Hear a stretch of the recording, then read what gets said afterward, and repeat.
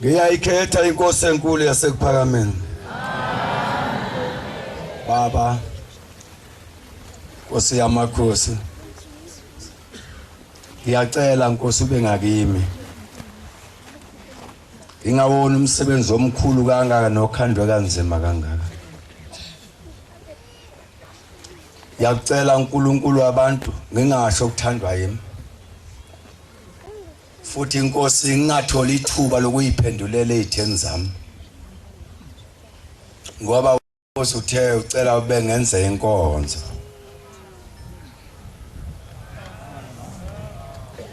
Ngiyacela mdalo wezulu nomhlaba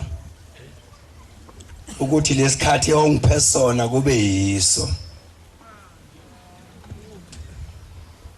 Ngiye ngesabeke ukukhala ngesikhathi. Athi umuntu isikhathi siyabaleka ashe siqeda yena. Ngicela ungasiqedi isikhathi enginikwe sona. Zawucela ngengoma ungqongqoze ehlalweni sobukhosi 156. Ngiyacela Nkosi ukuthi ungayijwayeli indawo engime kuyona. Ngoba enye into elimazayo ukwejwayela indawo umuntu ame kuyona. Ngicela nezwi ngiphe baba umkhuhlane ulithathile. Bekugidwa kakhulu sagida kanti sesikhohle ukuthi nenyonga siyikhipha. Futhelani icilo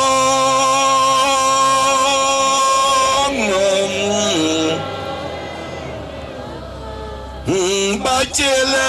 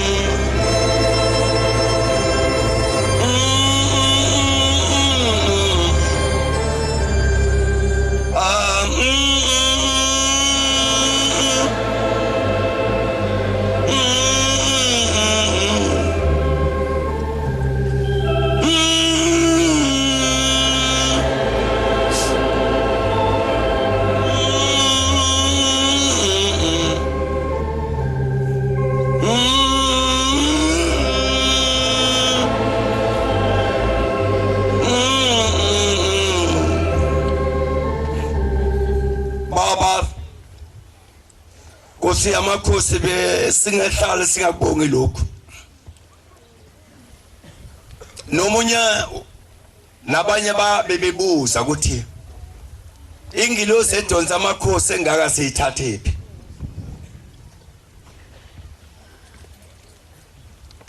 Impendulo beyikhona. Akuthembi ukuthi kukhona kwenye indawo lapho kuthiwe khona kunendlu yamakhosi ikhona elinda yesibili la kithi iphelele yonke nje ukube bekungekho lo uvimba abanye ngabe nebathroom yakhona iphelile kodwa kwasho ukuthi nomsebenzi kavimba abanye yasebenza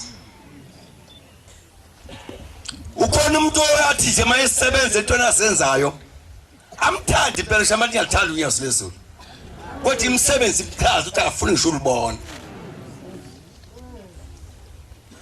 ebese ba umume esipolini akade abanqamlayo baphunyula kuye wathi omnyenikele wathi ningaze ningabe ngimemeze sontolo uza ngizuba niyawuthini ngoba bethi ngingakhiphi lutho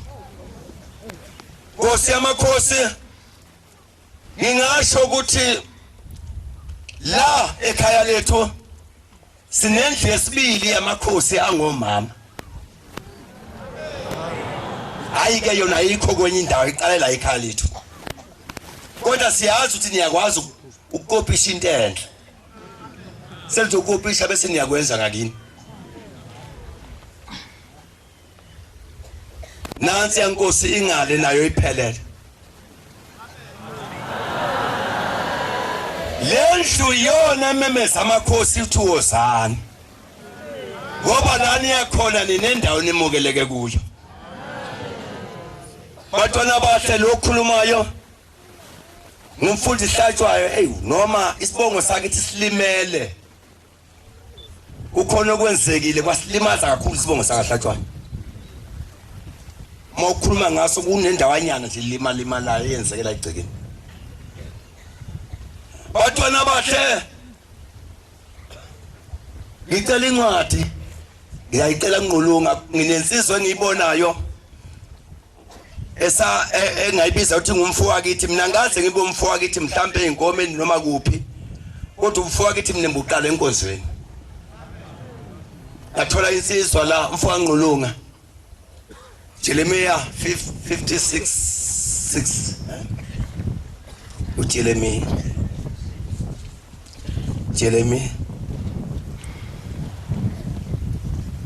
ngolonga ithatha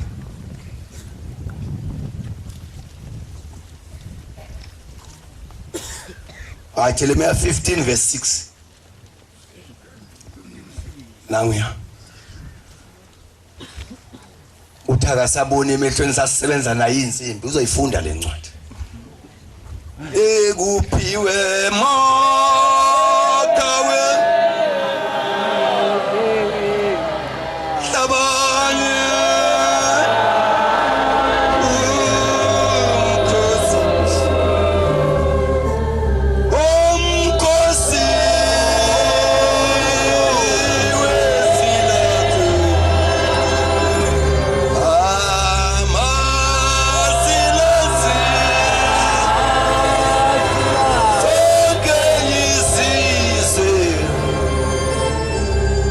ngqulunga 15:6 wena unglahlile isho ngiyafunda akaseyibu ayifundi thatha ngula ithi wena unglahlile kusho uJehova u15 Jeremiah 15:6 ngijima ngubani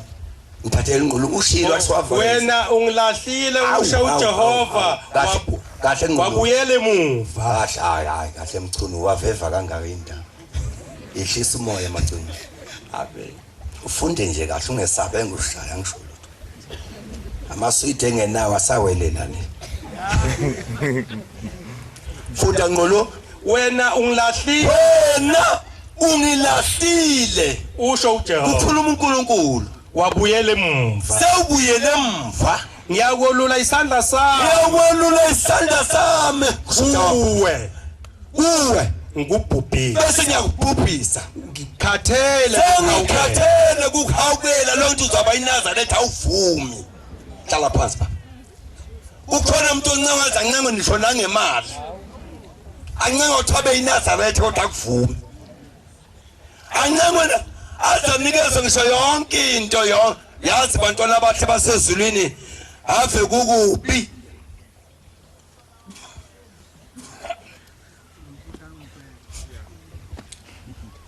uyadlala nje sengicelile uNkulunkulu ngizawukhuluma amen ave kukubi uthi mawubona into kaShembe ngelilanga uyicabanga ukuthi yoba yiyo noma iyo kibe ngeyakho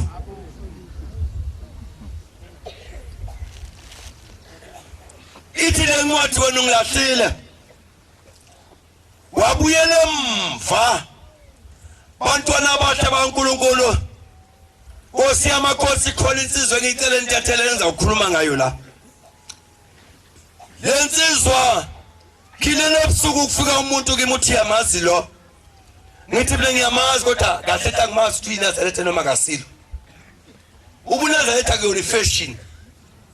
fanele ugqoke uNazaretha kuyona uniform yamasotsha le noma yinto efungelwe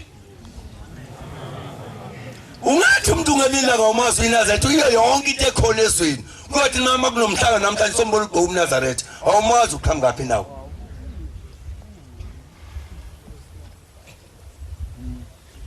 umlilo lo sibona isimanga bantwana abathe basekuphakameni likhona izwi edume lapha angisazi lesingaki noma lesine ngolosine sibuye emgidini lathe maqala wathi umdala wensuza usheshe umgida ubusise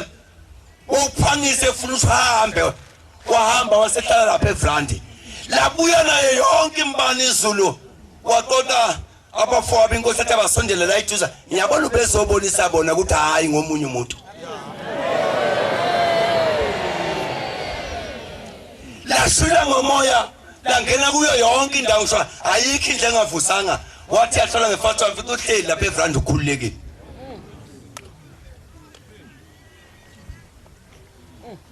yele yazile edume akekho ongangena ngendlela ayikho futhi indle engangena ngamanzi wahlala phansi uyaqukubala iqukuma thesa zesilwini sezesiwenzayo laze ledlula laphelela wahlala kwasha u8 ebusuku khona lapha phandle ayo laze ledlula laphelela wahlala kwasha u8 ebusuku khona lapha phandle ubefuna wena ngiyacela mntwana lapha ezweni lakithi ungadasulwa ngabantu uthi baningi lapha bezuthi benza ukuthi edokodweni lakho awubazi babise ubani Yalithanda ngokuliso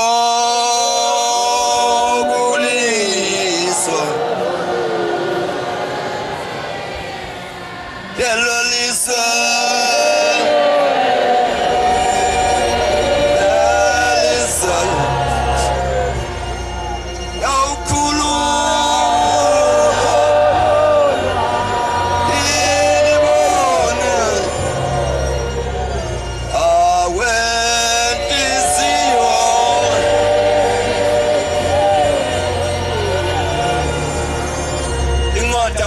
Verse 4 verse 31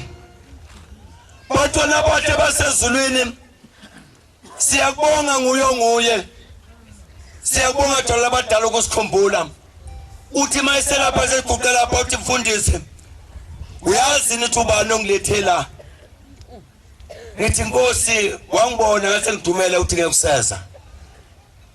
uthi ke cha ngiyabadabukela abantu abangenzanga lutho lapho abalengizokhipha lapha ekhaya ukuthi abantu balelizwe abangenzanga lutho ebathole lutho lapha kufika ubaba kimi ngomsombuluko uthi kufika uthiko lenkosi azalatha uyi mina songificela ngiyalimisa icala washo umsombuluko wathi lizoma icala ngolwesithathu mina sayodibana nami ekhaya lethu awothi mawufika khona ekamelweni lami uyongifica khona ebeseke wena uthatha umnikela yase ngimazi umuntu ogcotshiwe othi abantu mabenikela athi lena ngizukuyisala engizawuyisali mina ngikhipha imali yami ngithambe ngicela uNkulunkulu lapha ekhona uthi wena ngeke uyisele usayisali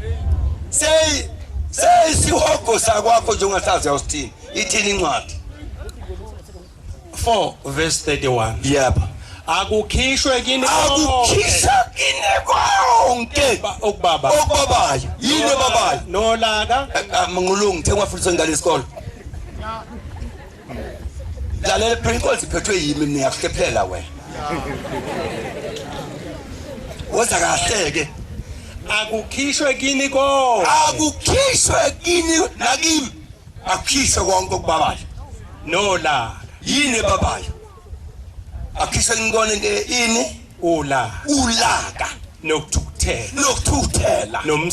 nomsindo nokuthuka kanye namagqubu onke nibe mnene omunye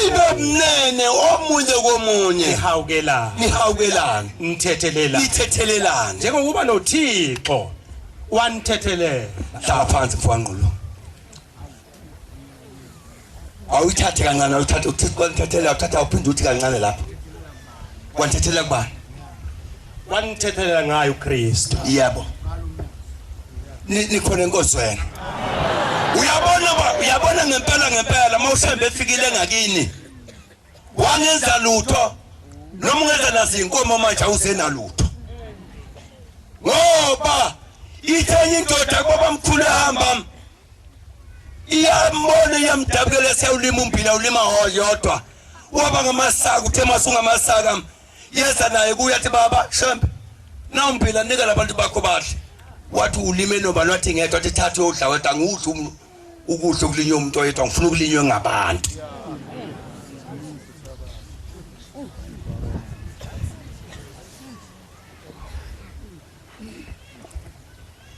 ngenxa abase Philip 2 verse 2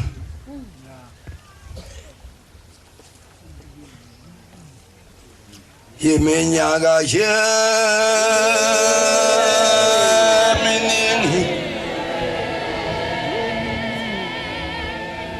yangitesi yebumnyameni wangithanda wena Nkosi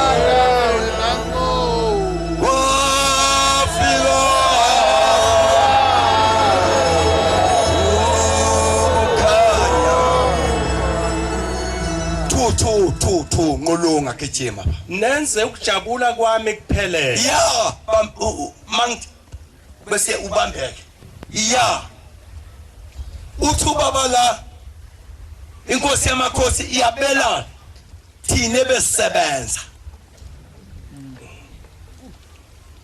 angazi uvimba abanye uthole kodwa thine besebenza sitholile uthi hawu lapha nenze kanjani ukuthi neze cha bobo bantwana bahle basekuphakameni ayikho into esingayibali sithi zama unelisa laba abanye abantu bakhona umuntu othi uma kunikelwa athi kudliwe imali bese yamtshela ukuthi ninikele ngo2000 umsebenzi ka11000 athi niyidlile angazi babala kanjani abantu banikele 2000 nenze umsebenzi ka11000 athi idliwe funda ngqondo nize nibe nanhliziyo inye into yokuqala mafuna ukwenza umsebenzi kaShembe kwenzani ukubumba inhliziyo zibe zinye nibe nokuqonda ko ebese senza ukuqonda ninomoya munye angakaqedi bese senza ukuqonda ukuqonda ke ikona okudulile kubantu into elula abantu ukuhlikisa kodwa ukuqonda yonke edulile nibe nokuqonda okukodwa ukuthi uNkulunkulu unyazi hayi ngomlomo ngesenzo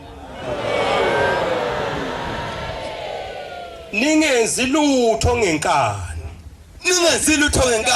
nangokuziqhenya kepha ngokuthobeka akube loyo nalo yathi abanye bahle kunaye amazahlala phile 30 verse 7 amazahlala phile 30 verse 7 yeminyaka yeminingi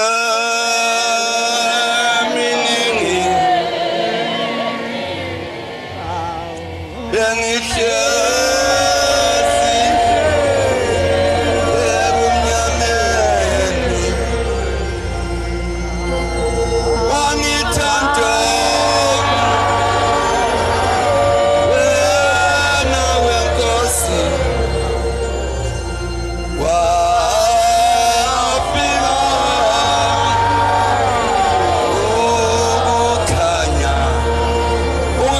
kodwa inqulunga ithi inkosi yamakhosi ithi la isabela izolo lapha izinto lapha nizenza kanjani ngoba masibuyizinto angaze ngihlushwe lutho bengithi mangiyibiza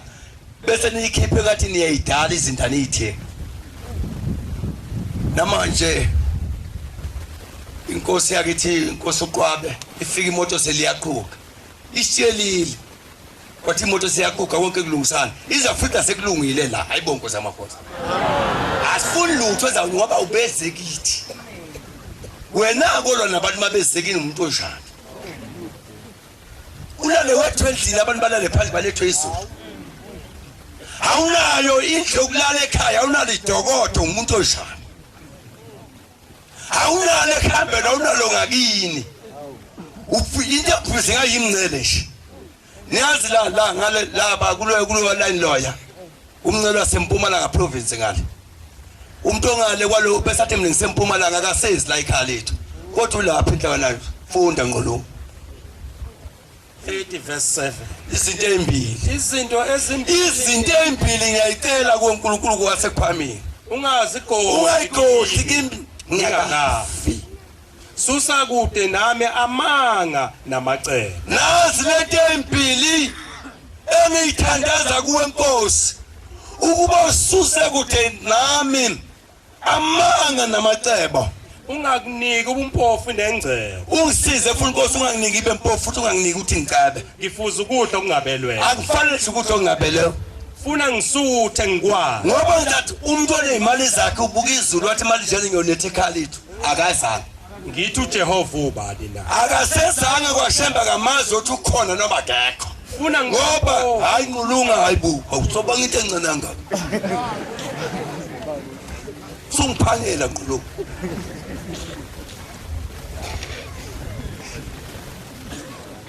nikuphiwe akawe tabana Nkosi omukhosi wesilatho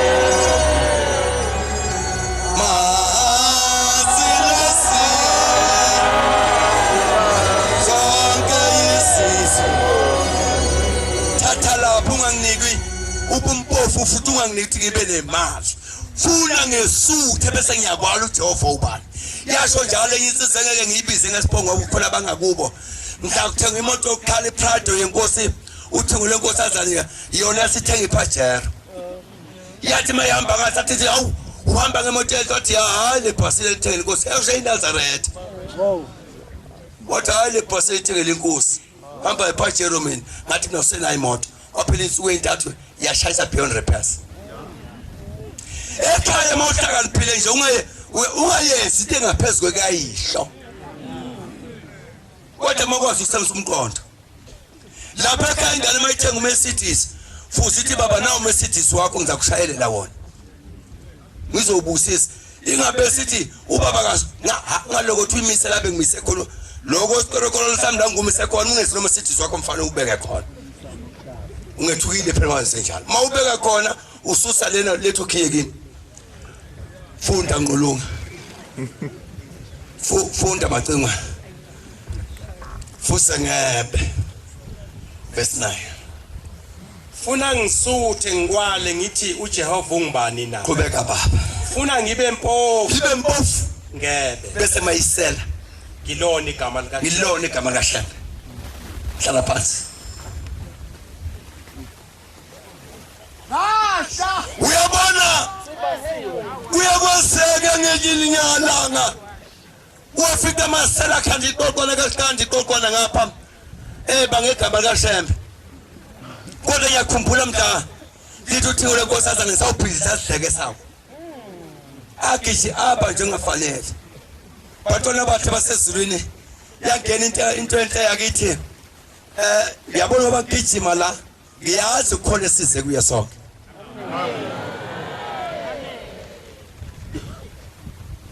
esifuna izwi lakhe njalisho yazi umgwaqo wakithi usibusisile ngoba akuthiwa liyani izulu ayihamba imoto futhi masikulayela sithi uyawujika kanye nje usofinja ikhala lethu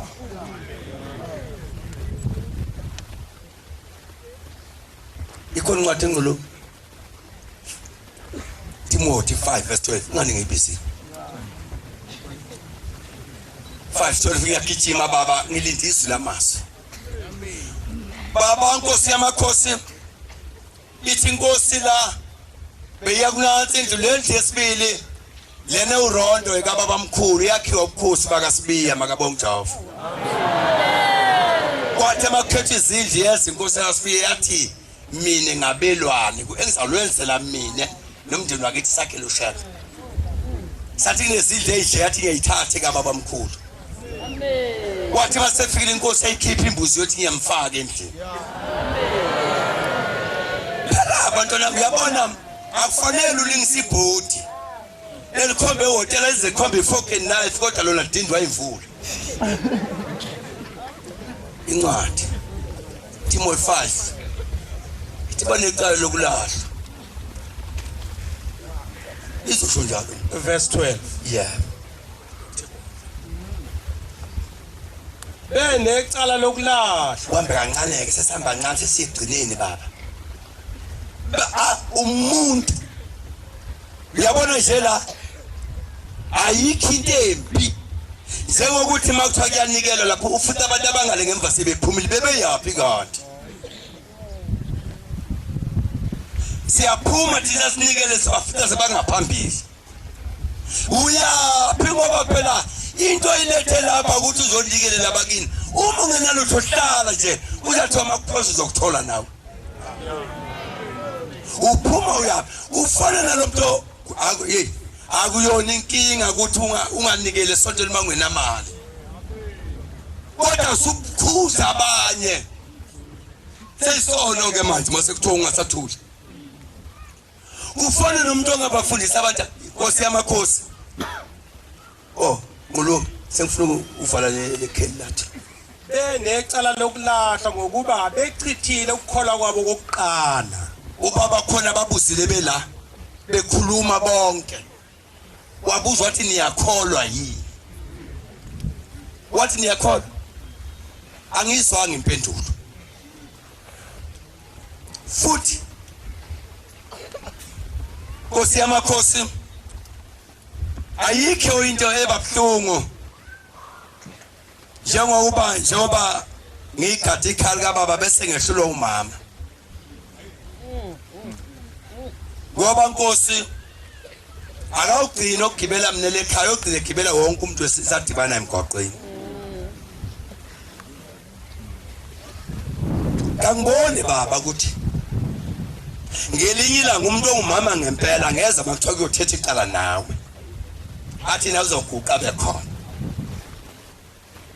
ubefanele ukuthi angabaleka oqasha esabe ukuthi ubaba ngembuki angifanise nabantu abalahliwe uthathe ngqolo bese bethethe ukukholwa oqala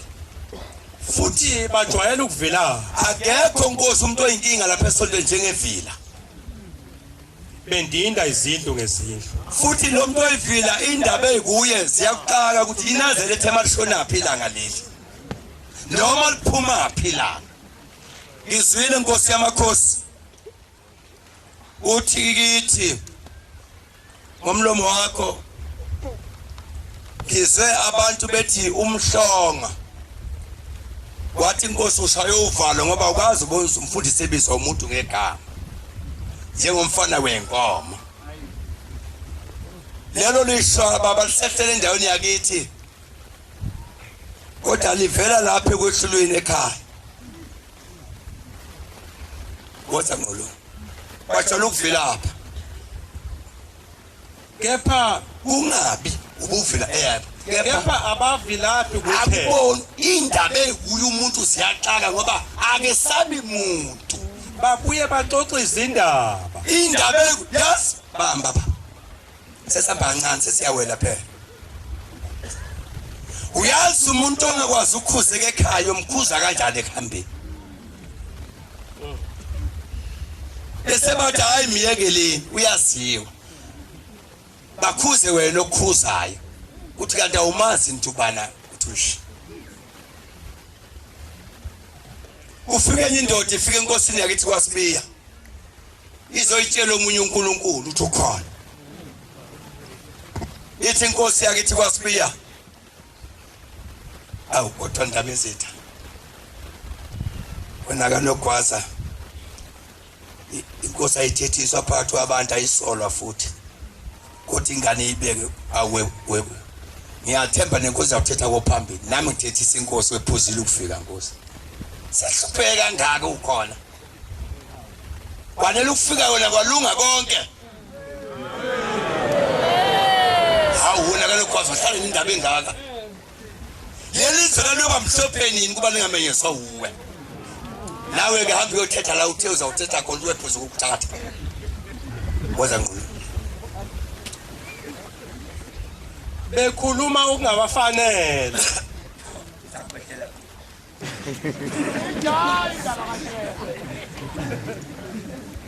abantu bakhuluma indaba engeke bayifakaze nangelilanga uma unkosi yazokhuluma indaba efundise uma uyinkosi yazokhuluma indaba sebefundisa usuku uzayifakaza nini awuphindi bekhuluma okungabafaneleyo phezulu ithi banecala lani lokulahlwa sakazo bona njalo bavama ukukhuluma into engabafanele bavama ukuhamba imizi yabantu ngiyacela nkosi angiboba nabantu engibesabayo engazi kahle ukuthi mase ngikhuzwe nguye ngonile noma ngonile ngoba lokho kuyangenza ngawele egeheni futhi inkosi umuntu omnikeza imali ngephutha umbona ngoba imhlanyisa imeziso ongafanele yabonga ngqolo ngamhlalela uhlala kwenkosi yokubusa iyombusa Nkosi yamakhosi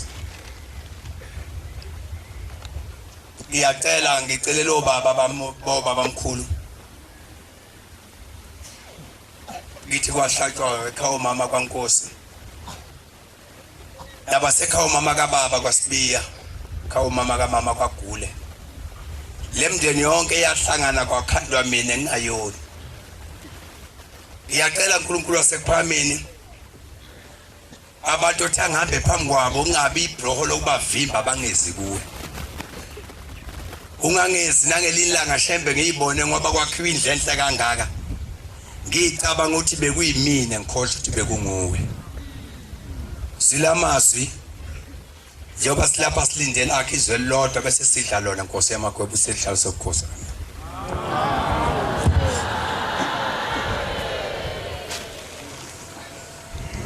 siyabonga amazwi amnandi esiwaphiwe umfundisi wenkosi inkosi imbusise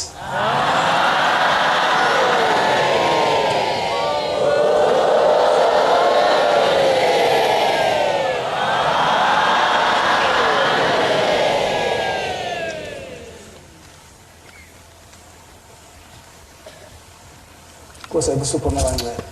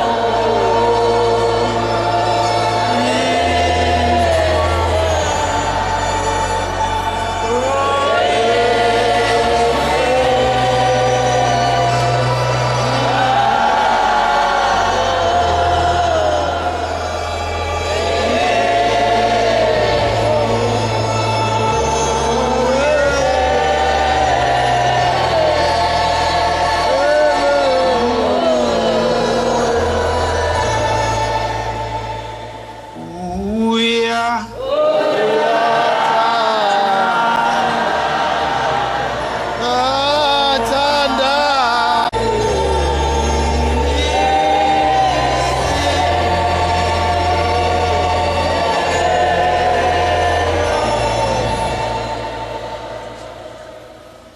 Yebo Nkosi Mbusisi.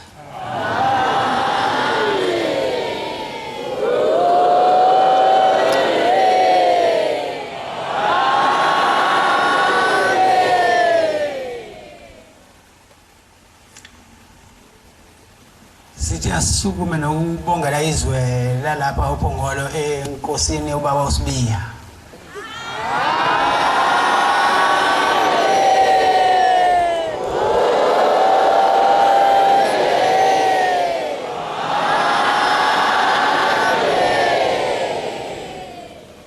Uyinhlanhla enkulu ukunyathela kwaShembe la izwini lakho. Izinto eziningi ziyashintsha.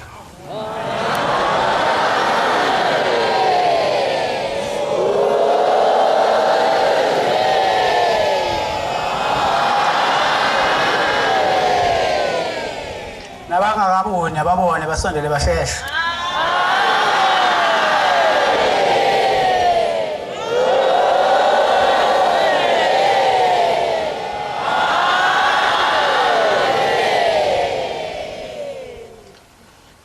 Sibonga ubuhle benhlangano ingena ize ivale okuhle siyabonga.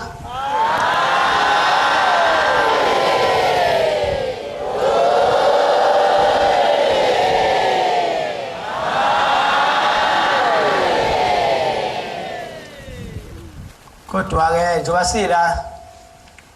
silethe ubaba uthi ngolenkosazana wena oyihlelela lo mhlangano.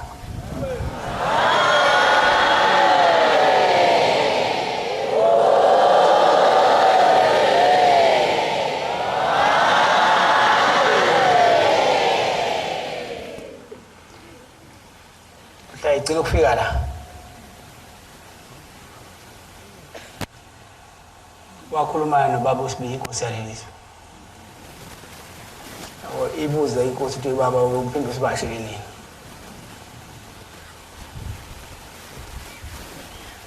Wathi baba ngiyabuya. Kodwa ngobuya sengiyimusha sengiyibhungu.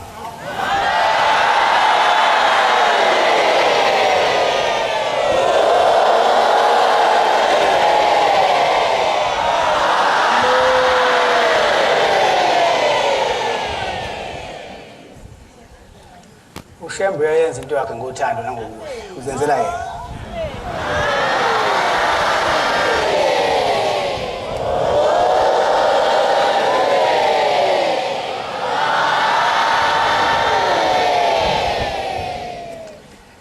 Kulelizwe sihlala isonto elilodwa kodwa ngathi sesihlala inyanga yonke ngendlela okuhle ngayo.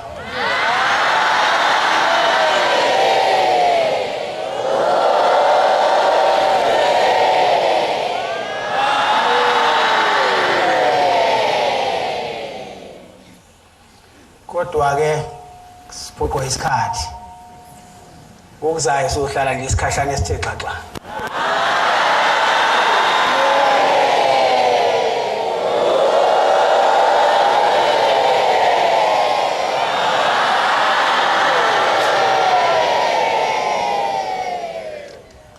Ukumweleka ngendlela ehloniphekileyo. Inkosi yalelizwe yasibukela ngendlela exakile ngoba nezinduna zayo zayingawigqokile ingubo emhlophe kodwa zazikhona bezosibukela. Inkosi izibabusisa.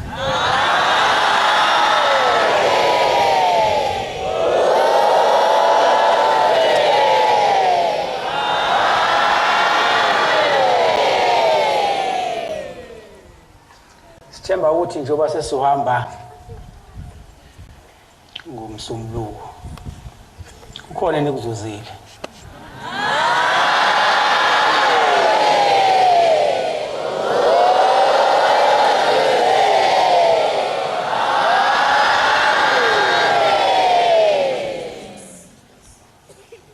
Siphoxwa yinje nje kuphela emhlabeni. Ingene kakhulu odaweni ophuzweni olidakayo. Sicela iphume.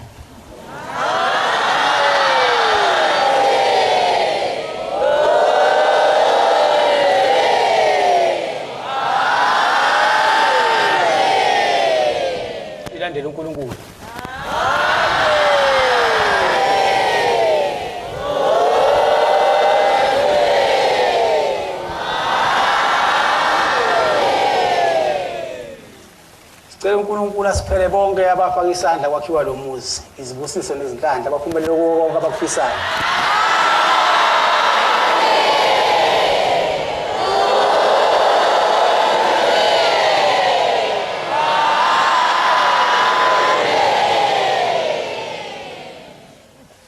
Sinethemba lokuthi akekho sale ngaphandle, nonke ibhaliwe encwadini yokuphila.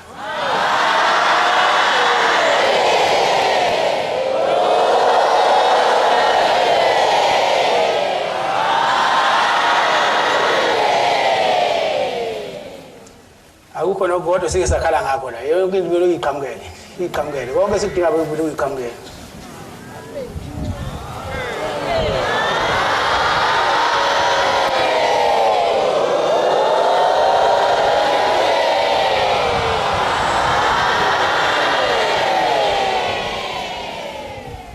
Kodwa izolo sike sathi kuba nenkingane encane. Ingane ihayize zonke la ngazi ukwenza njani. Kodwa sicela uNkulunkulu achize nodimo.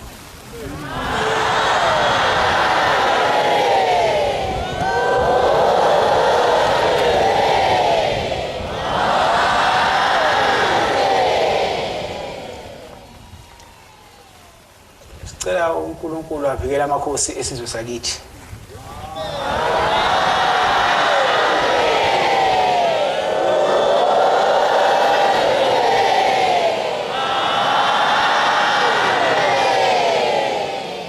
Abakhulisa wandisela insuku.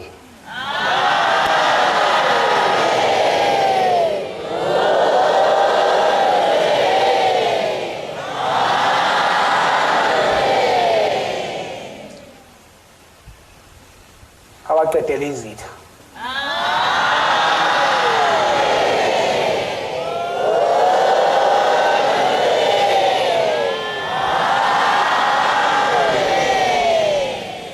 Ubukhosi bawo buphakame kubonakale.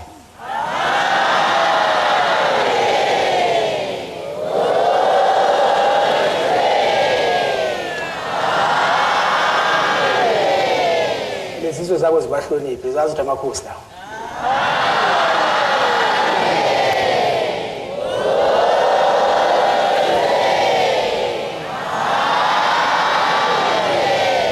Nkosi nibusise.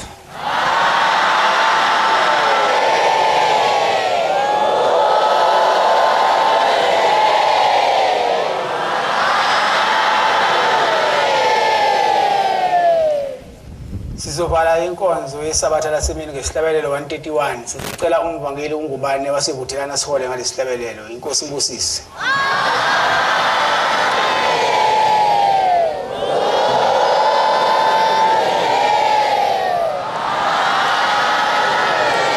Inkosi ibusise amabandwele.